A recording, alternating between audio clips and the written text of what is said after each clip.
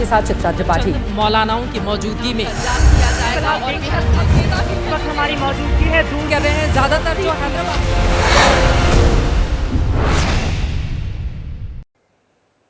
नमस्कार, ABP news पर आप सभी दर्शकों का स्वागत है। आपके साथ मैं हूं चित्रा त्रिपाठी।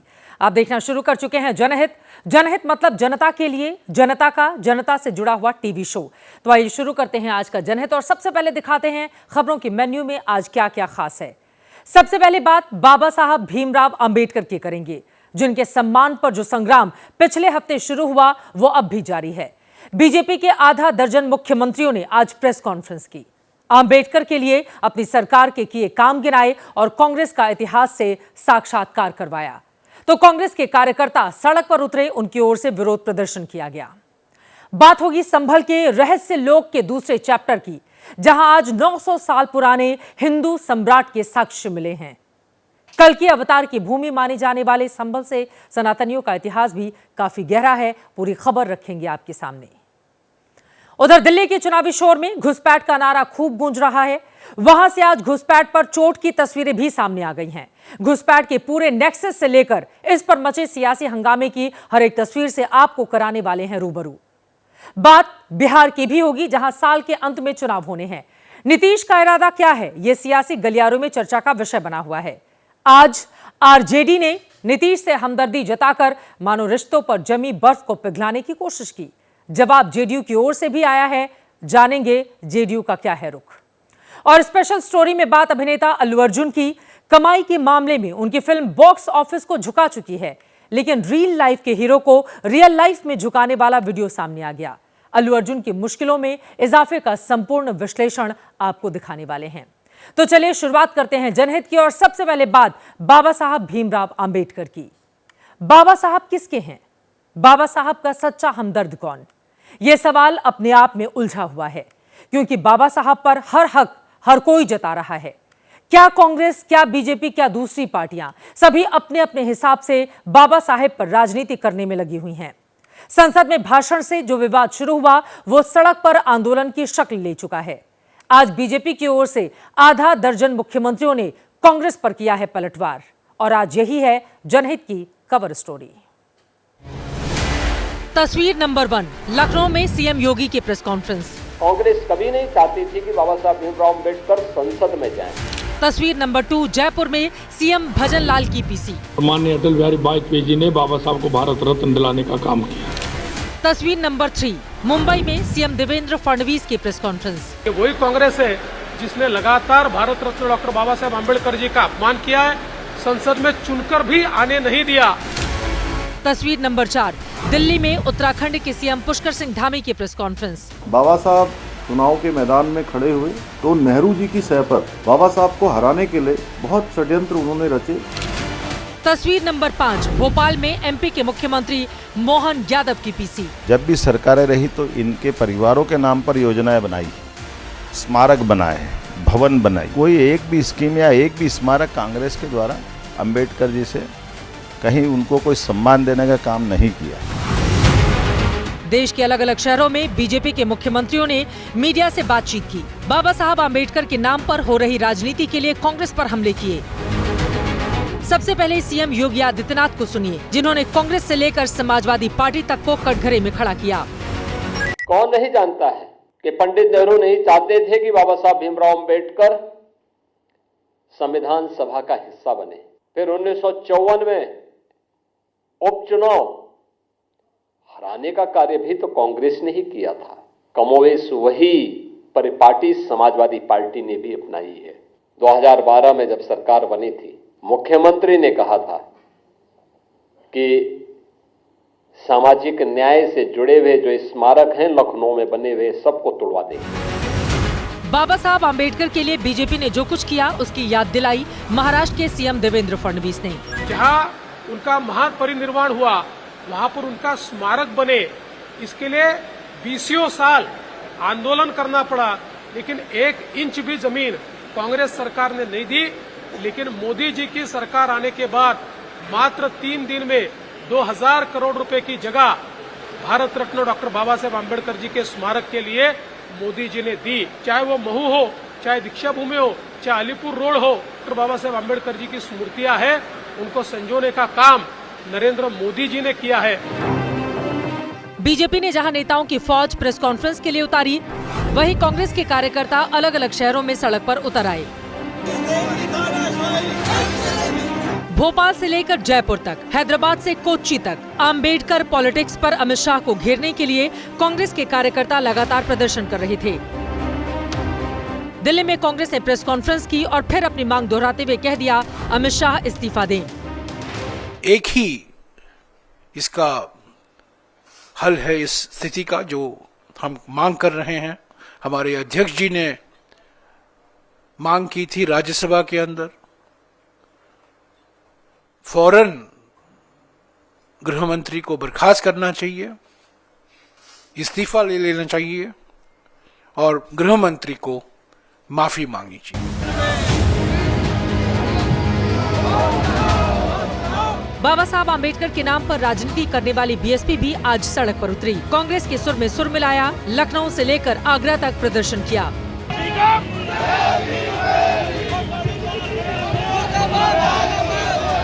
लखनऊ में हजरतगंज चौराहे स्थित जो बाबा साहब आम्बेडकर की प्रतिमा है उसके सामने मौजूद हूं और आप देखिए बड़ी संख्या में, सैकड़ों की संख्या में जो बहुजन समाज पार्टी से जुड़े हुए लोग हैं वो अपने हाथों में झंडा बैनर लिए हुए प्रदर्शन कर रहे हैं।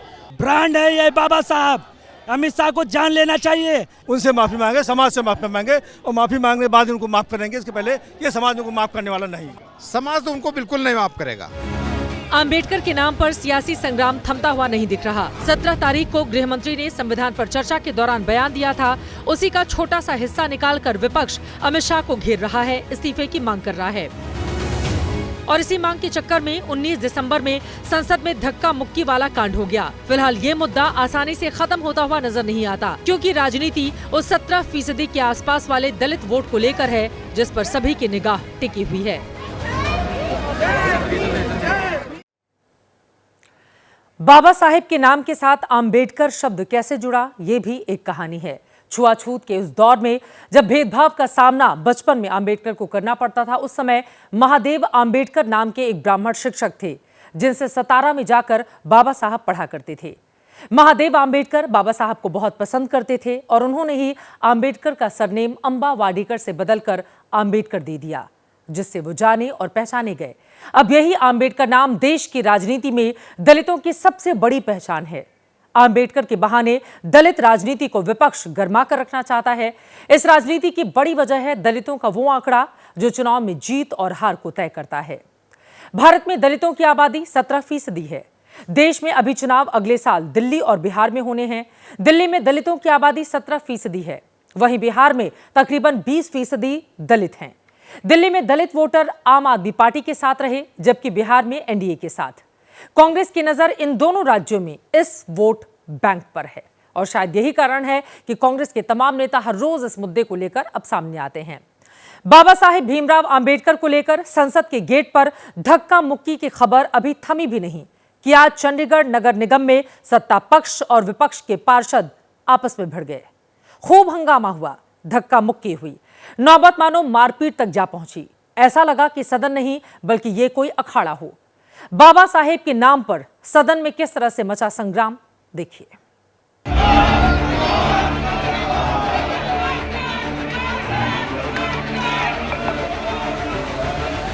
ये कोई गली नुक्कड़ का झगड़ा नहीं, चंडीगढ़ नगर निगम का सदन चल रहा है।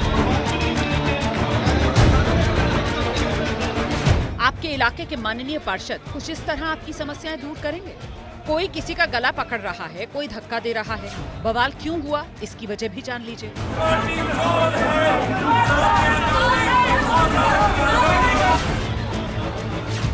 इनको पहचाना आपने? ये नॉमिनेटेड पार्षद अनिल मसीह। जनवरी का वो सीसीटीवी वीडियो आपको जरूर याद होगा। चंडीगढ़ मेयर चुनाव इनको पीठासीन अधिकारी बनाया गया था। 8 मतपत्रों से छेड़छाड़ का इन पर आरोप लगा। वीडियो खूब वायरल हुआ, सुप्रीम कोर्ट ने भी खूब लताड़ा। आज जब सदन चल रहा था तो आम आदमी पार्टी और कांग्रेस के पार्षदों ने इन्हीं अनिल मसीह को चोर कहना शुरू कर दिया।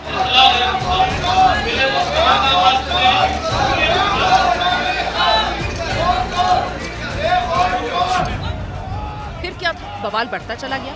अनिल मसीह वेल में आकर कांग्रेस और आम आदमी पार्टी पर भड़क गए।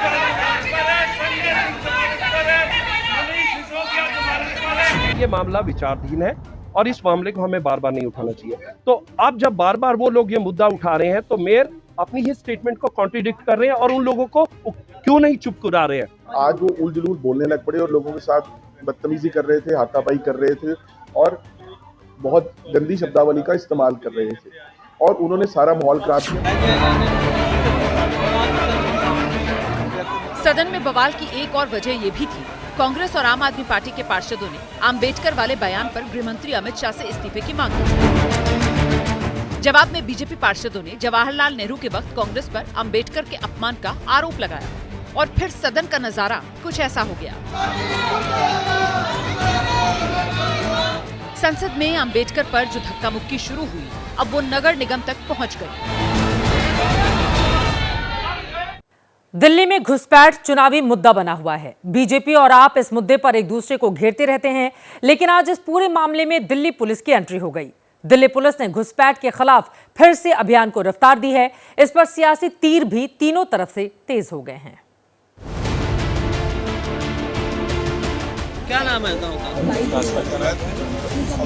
वाइफ कहाँ है आपकी? कितने फैमिली मेंबर हैं आपके? दिल्ली में रोहिंग्या बांग्लादेशी घुसपैठ का जो मुद्दा चुनावी बन चुका है, उसकी पड़ताल करने आज दिल्ली पुलिस की टीम अलग अलग इलाकों में पहुंची।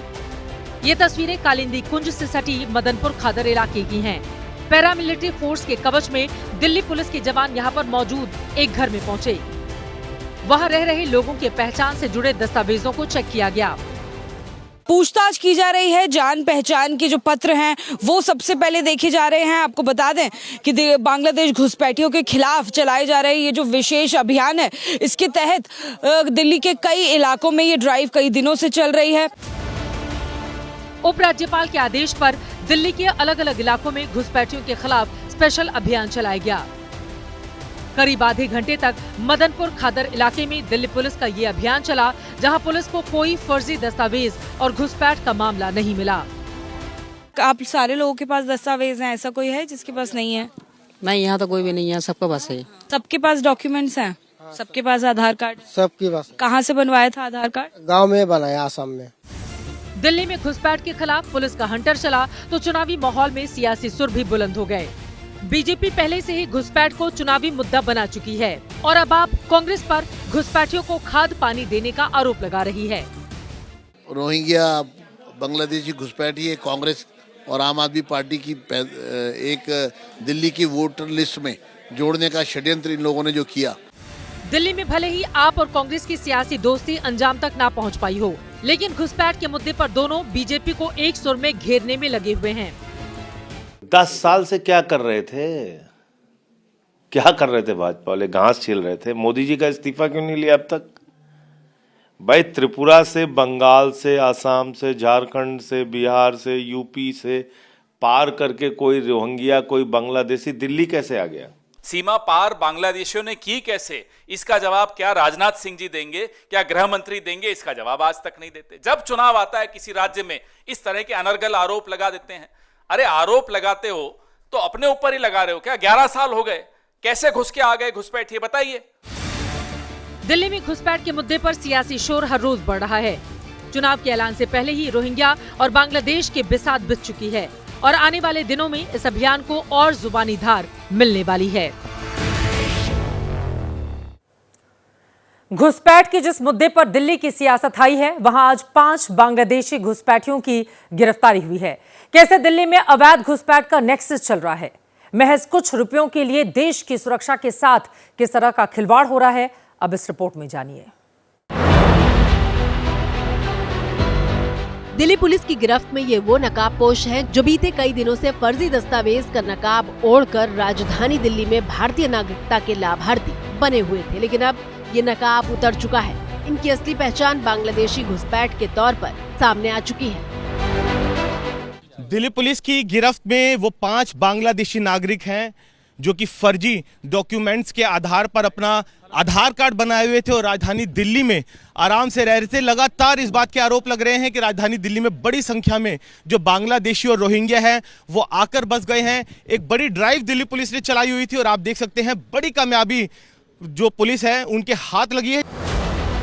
जिन बांग्लादेशी घुसपैठियों को गिरफ्तार किया गया उनमें से 2 के नाम मिदुल मियां उर्फ आकाश और फरदीन अहमद उर्फ टीटू हैं।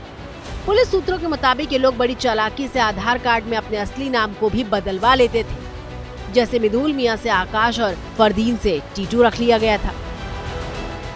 5 बांग्लादेशी हैं जिसके अंदर 2 मेल और 3 फीमेल्स हैं और 6 और अपने भारतीय नागरिक हैं। उन्होंने उनकी फर्जी डॉक्यूमेंट्स बनाने में मदद करी है। उन लोगों को अरेस्ट किया गया है। ये एक फर्जी वेबसाइट चला रहे थे jantaprintz.in जिसके थ्रू ये नकली बर्थ सर्टिफिकेट बना देते थे, उससे आधार कार्ड बनाने में मदद करते थे। ये लोग जनरली अंडर 17 ईयर्स में आधार कार्ड रजिस्टर कराते थे और उससे फिर आगे पैन कार्ड या वोटर कार्ड बनाने की तैयारी करते थे। बांग्लादेशी घुसपैठिए फर्जी दस्तावेज के जरिए पहले देश में बसते हैं और फिर तस्कर और अपराध जैसी अवैध गतिविधियों को अंजाम देते हैं।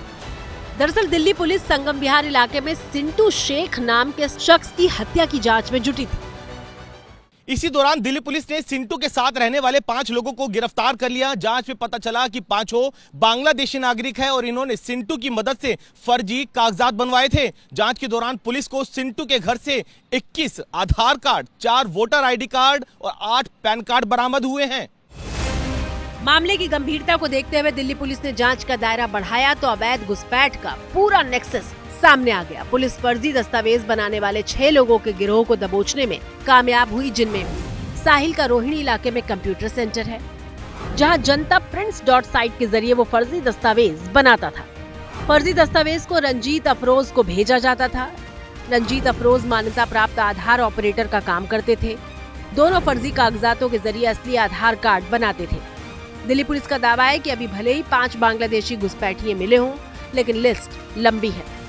हमें जो वेबसाइट मिली है उससे काफी सारे और फर्जी डॉक्यूमेंट्स का खुलासा हो रहा है उसके अंदर। पुलिस की जांच में सामने आया है कि महज 15,000 रुपए में ये घुसपैठिए बांग्लादेश से भारत फर्जी दस्तावेज समेत पहुंच जाते हैं।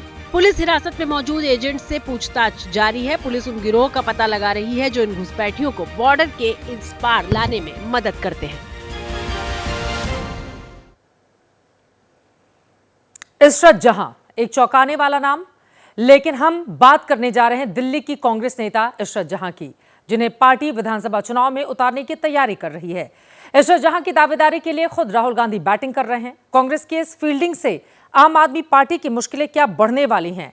इशरत जहां कौन है जिसको लेकर राहुल गांधी खुद उनके नाम के प्रस्ताव को आगे दे रहे हैं? इस रिपोर्ट में देखिए। तस्वीर फरवरी 2020 की है। दिल्ली पुलिस जिस महिला को गिरफ्तार कर वैन में बिठा रही है वो इशरत जहां है, जिन्हें 5 साल पहले दिल्ली दंगों के आरोप में गिरफ्तार किया गया था। दिल्ली दंगों के वक्त केंद्र में आई इशरत जहां एक बार फिर खबरों में। चर्चा है कि कांग्रेस विधानसभा चुनाव में उन पर दाव लगा सकती है। सूत्रों के मुताबिक ओखला सीट से कांग्रेस इशरत जहां को उम्मीदवार बनाने की तैयारी में। कांग्रेस केंद्रीय चुनाव समिति की बैठक में राहुल गांधी ने इशरत जहां के नाम की पैरवी की है। राहुल ने ओखला सीट पर इशरत जहां के काम का जिक्र भी किया, जिसके बाद उनका नाम इस सीट पर लगभग फाइनल माना जा रहा है। इशरत जहां ओखला सीट से विधायक और राज्यसभा सांसद रहे वरिष्ठ कांग्रेस के नेता परवेज हाशमी की बहू हैं। मजबूत मुस्लिम चेहरों पर दाव लगाकर कांग्रेस दिल्ली में खोई हुई जमीन तलाश रही है। पिछले 2 विधानसभा चुनाव में मुस्लिम समुदाय आम आदमी पार्टी के साथ खड़ा रहा है। CSDS के मुताबिक 2015 में आम आदमी पार्टी को 77% मुस्लिम वोट मिले। 2020 में 83% मुस्लिम मतदाताओं ने आम आदमी पार्टी पर भरोसा जताया। 12 विधानसभा सीटों पर मुस्लिम आबादी 20 से 65% तक है। कांग्रेस अगर अच्छा प्रदर्शन करती है तो इसका सीधा नुकसान आम आदमी पार्टी को होगा। वहीं मुस्लिम वोट के लिए असदुद्दीन ओवैसी ने भी जोर लगा रखा है। AIMIM ने उत्तर पूर्वी दिल्ली दंगों के प्रमुख आरोपी ताहिर हुसैन को मुस्तफाबाद सीट से उम्मीदवार बनाया है। कल नीतीश कुमार की यात्रा शुरू हुई। इस दौरान उनके मौन पर सियासी अटकलों का दौर भी शुरू हो गया। आरजेडी ने नीतीश के लिए मधुर सुर छेड़े, लेकिन आज नीतीश ने आरजेडी की उम्मीदों पर पानी फेर दिया। बिहार के मुख्यमंत्री नीतीश कुमार प्रगति यात्रा पर हैं। नेता विपक्ष तेजस्वी यादव ने संगठन को मजबूत करने के लिए पटना में सांसद विधायकों के साथ मीटिंग की। दोनों तस्वीरें बताती हैं बिहार में चुनावी शोर जोर पकड़ने लगा है। वैसे यात्रा के दौरान नीतीश कुमार की चुप्पी कई सवाल खड़े कर रही है। सियासी अटकलों का बाजार गर्म है। पटना में आरजेडी से जब इस पर सवाल हुआ तो पार्टी ने नीतीश की कोर टीम को ही कटघरे में खड़ा कर दिया।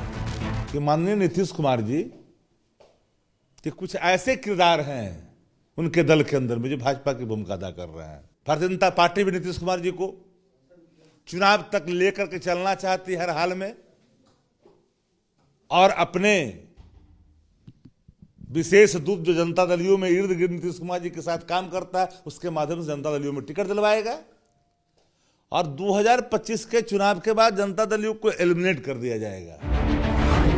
सवाल ये, क्या बिहार में कोई नई सियासी खिचड़ी पकाने की कोशिश तो नहीं शुरू हो गई? वैसे आरजेडी जो दावा कर रही है, पहले उसे समझने की कोशिश करते हैं।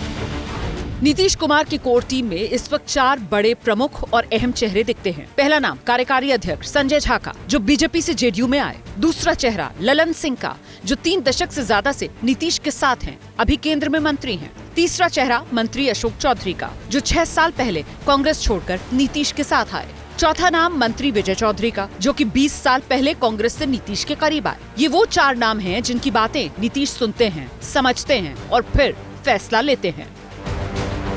इसमें कोई दो राय नहीं कि नीतीश की कोर टीम के इन नेताओं की नजदीकियां भारतीय जनता पार्टी से हैं। लेकिन सवाल ये, क्या ये सब बताकर आरजेडी कहीं नीतीश पर डोरे डालने की तैयारी तो नहीं कर रही? चाचा भतीजा साथ नहीं आने वाले हैं? अरे साथ तो हैं ही। चाचा मुख्यमंत्री हैं, भतीजा जो है प्रतिपक्ष के नेता हैं। दोनों फिर से एक बार जोड़ी दिख सकती है क्या? देखिए, आने वाला राजनीति आने समय का रहता है। मजबूती से हमारी पार्टी एनडीए गठबंधन में है। हमारे विपक्ष के साथियों के पास कयास लगाने के अलावा और कोई काम नहीं बचा है। उनको मालूम है कि उनका कुनबा एनडीए के सामने, नीतीश कुमार जी के नेतृत्व के सामने कमजोर है।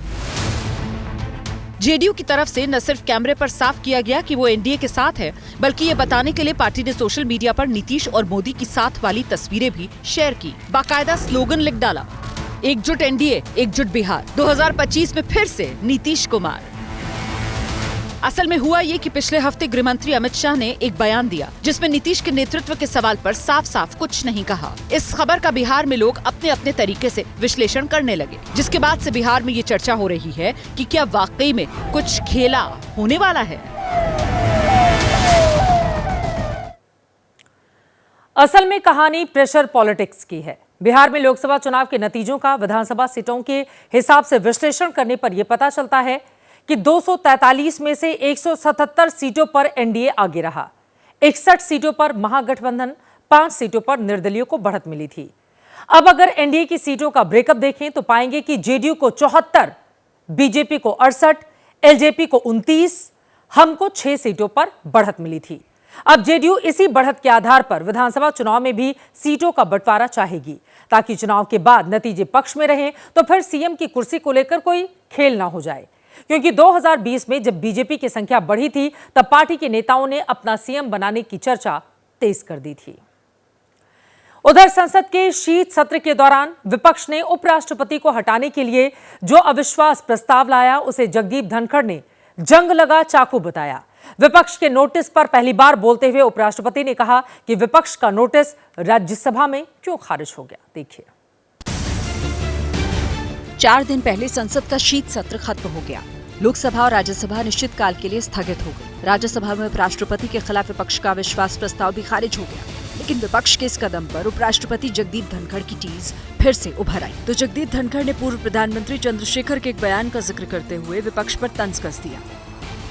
You will be shocked. Chandrashekhar ji ने कहा था, सब्जी काटने के चाकू से बाईपास सर्जरी कभी मत करो। वो तो सब्जी काटने का चाकू भी नहीं था। मेरा नोटिस जिसने लिखा उसके चाकू के जंग लगा हुआ था।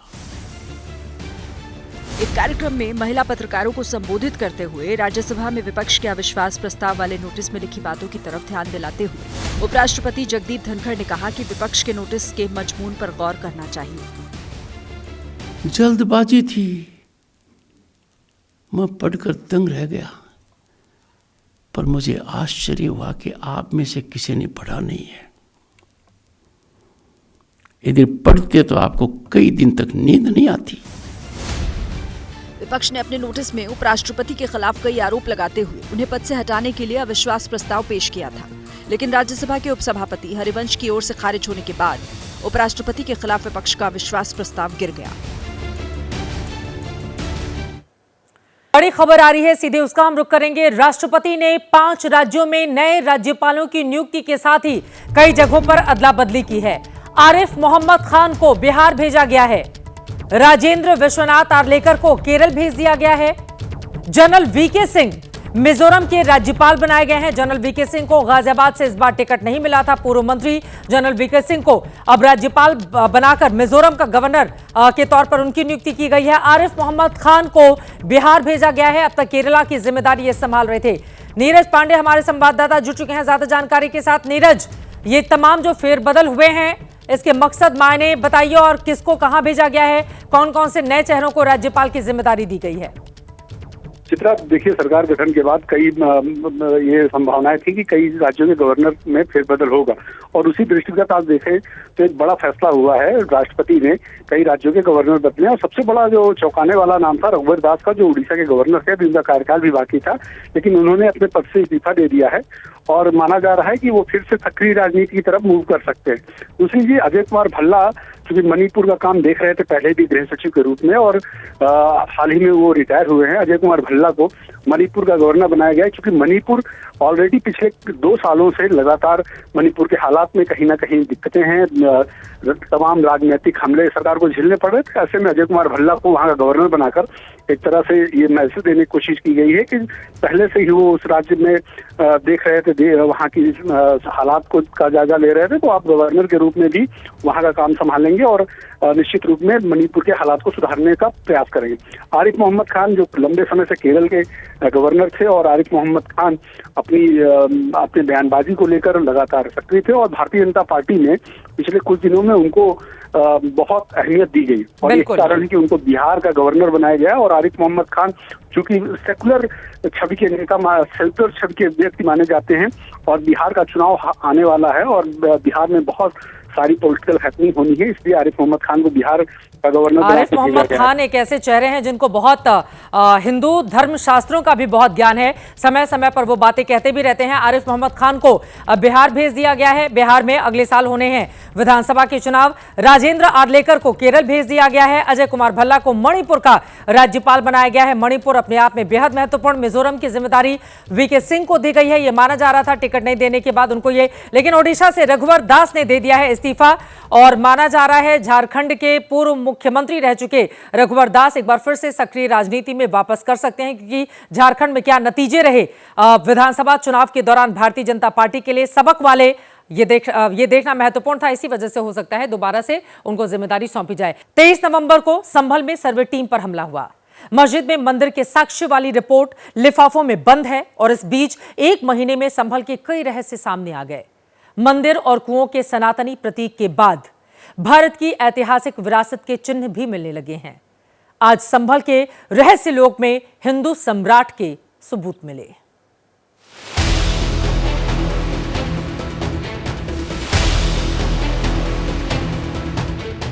संभल में मौजूद करीब 900 साल पुरानी ये बावड़ी स्वर्णिम भारत के इतिहास की गवाह रही है। इन दीवारों में विदेशी आक्रांताओं की क्रूरता और भारत के गुलाम होने की कहानी कैद है। संभल की जिस शाही मस्जिद को मुगल शासक बाबर के आदेश पर बनवाया गया था, उससे 3 किलोमीटर की दूरी पर और उससे 350 साल पुरानी है ये बावड़ी, जिसका निर्माण 1180 में हिंदू सम्राट पृथ्वीराज चौहान ने किया था। एबीपी न्यूज को भी अपनी पड़ताल में एक बावड़ी मिली है। ये बावड़ी सम्राट पृथ्वीराज चौहान के जमाने की बताई जाती है। तकरीबन 3 तल की ये पूरी बावड़ी है, जिसके अंदर 1, 2, 3, 4, 5 एक मंजिल पर तकरीबन 5 गलियारे हैं इस पूरी बावड़ी में और 2 तल की ये पूरी विशाल बावड़ी है।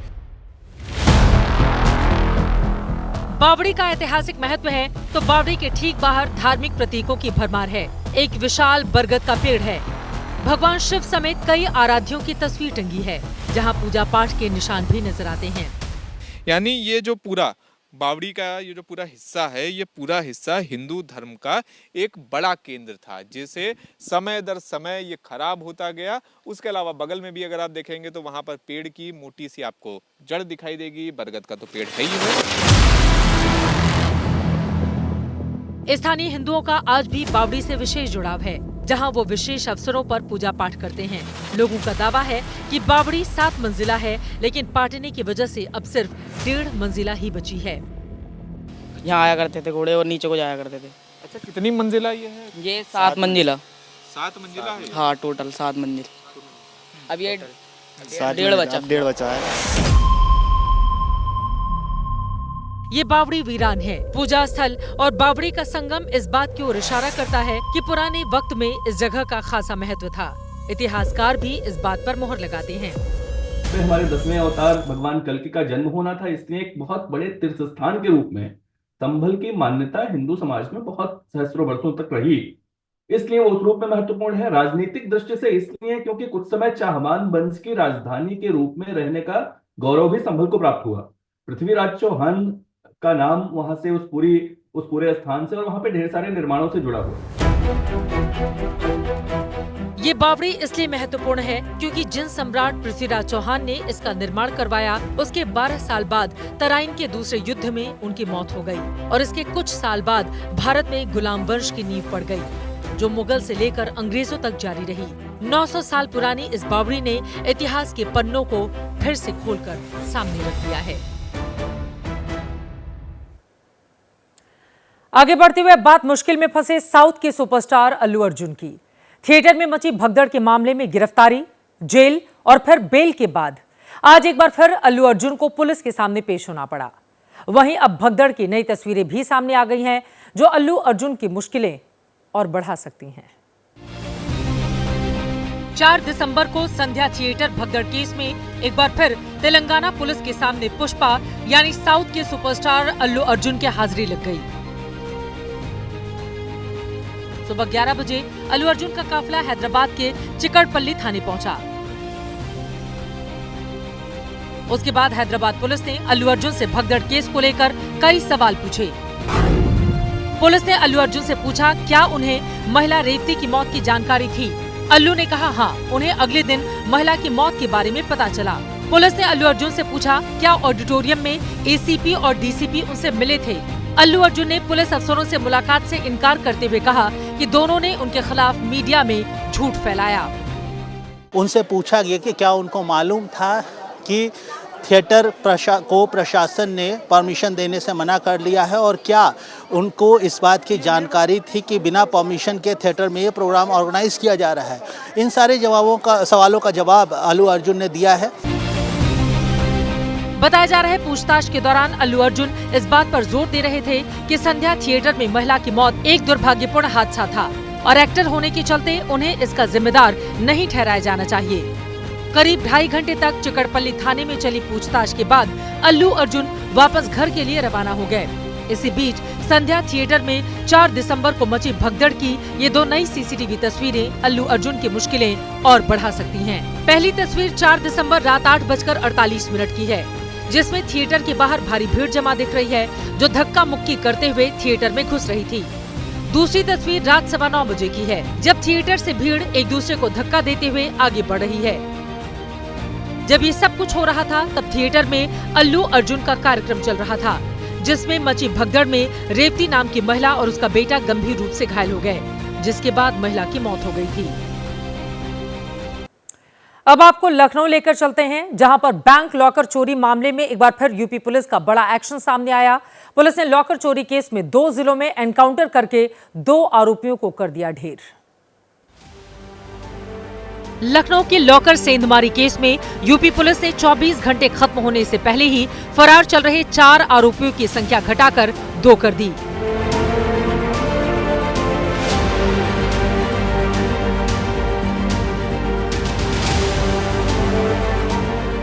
लॉकर चोरी केस में 2-2 की टीम बनाकर 4 आरोपी भाग गए थे।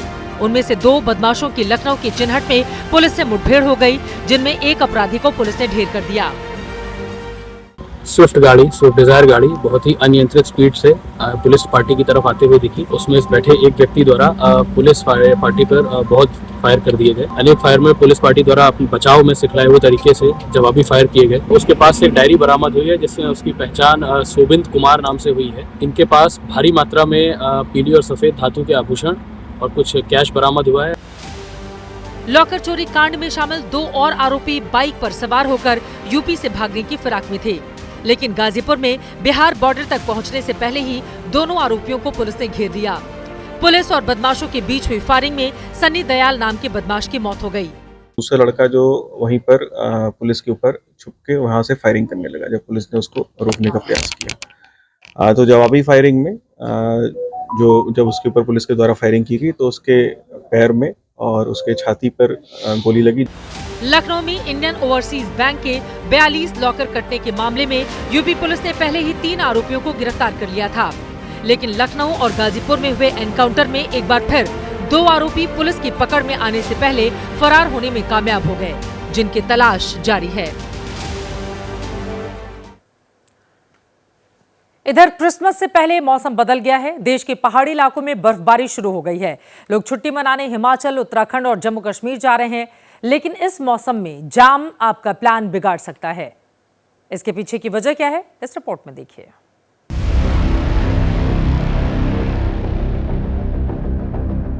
ये मनाली की तस्वीर है। पूरा शहर बर्फ से लद चुका है और इसी तरह की बर्फबारी का आनंद लेने सैलानी जब पहुंच रहे हैं तो कुछ ऐसा हो रहा है। कहीं बर्फ पर गाड़ियां फिसल रही हैं, तो कहीं बर्फ में फंसी गाड़ियों को खींचने को मजबूर हैं लोग।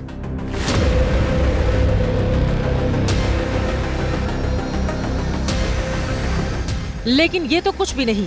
इन तस्वीरों को देखिए जो मनाली के सोलंग नाला से सामने आई है। मनाली के पास सोलंग नाला टूरिस्ट स्पॉट है। यहाँ लोग मौसम का मजा लेने पहुँचते हैं, लेकिन रास्ते में कुलंग गांव के पास इतनी बर्फ गिरी है, रोड जाम हो गया।